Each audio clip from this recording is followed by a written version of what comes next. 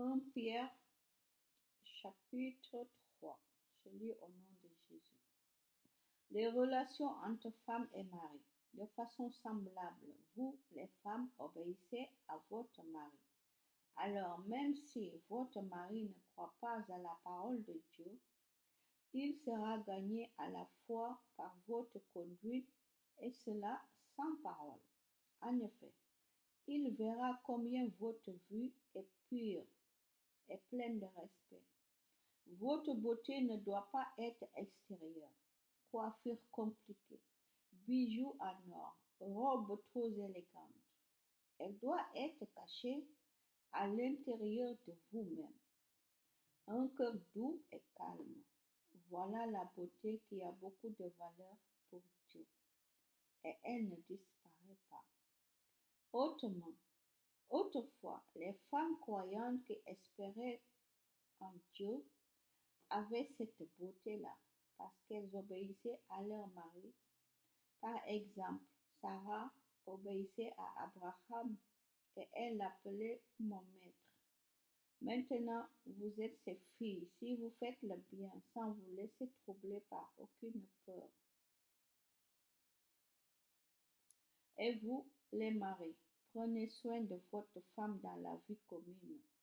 La femme sont les femmes sont plus fragiles.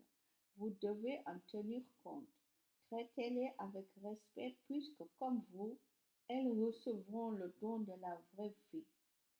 Si vous faites cela, rien ne vous arrêtera dans vos prières. Appel à faire le bien. Enfin, vous avez tous les mêmes pensées et les mêmes sentiments. Aimez-vous comme des frères et des sœurs. Soyez bons et faites-vous petits les uns devant les autres. Ne rendez pas le mal pour le mal, ne rendez pas l'insulte pour l'insulte. Au contraire, répondez que Dieu te bénisse. En effet, quand Dieu vous a appelé, c'était pour vous donner une bénédiction. Les livres saints disent, est-ce que tu veux avoir une vie agréable et connaître des jours heureux? Alors, ne dis pas de mal des autres. Évite les mensonges. Fuis le mal et fais le bien. Recherche la paix et poursuis-la. Oui, les yeux du Seigneur se tournent vers ceux qui lui obéissent. Ses oreilles entendent leurs cris, mais il s'oppose à ceux qui font le mal. Si vous cherchez à faire le bien de tout votre cœur, qui vous fera du mal? Et puis, si un jour vous souffrez parce que vous faites le bien, quel bonheur pour vous. N'ayez pas peur des gens et ne vous laissez pas troubler. Mais reconnaissez dans vos cœurs que le Christ seul est saint. Il est votre Seigneur.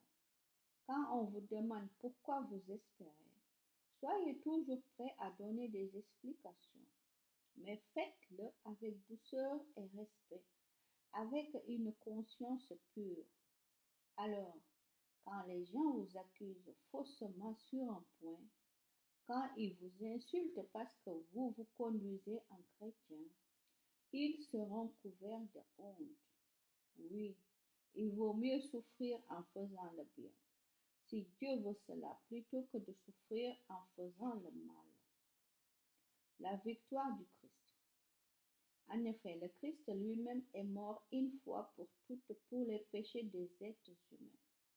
Lui qui était innocent, il est mort pour des coupables afin de vous conduire à Dieu. Lui, il a été tué dans son corps, mais l'Esprit Saint lui a rendu la vie. Alors, il est allé annoncer la bonne nouvelle aux morts qui étaient en prison. Ces morts sont ceux qui ont désobéi à Dieu autrefois, quand Dieu faisait durer sa patience.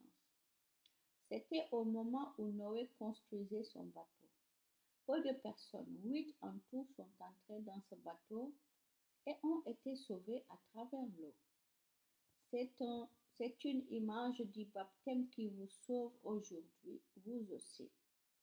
Le sens du baptême n'est pas d'enlever les saletés du corps, mais de répondre à l'appel de Dieu, avec une conscience pure.